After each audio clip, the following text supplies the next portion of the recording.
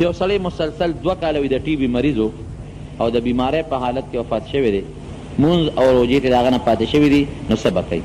نو ګوره د مونځ متعلق خو معافي بالکل نشته. مونځ خو به تر هغې پورې ته کوې چې څه پورې طاقت دې وي.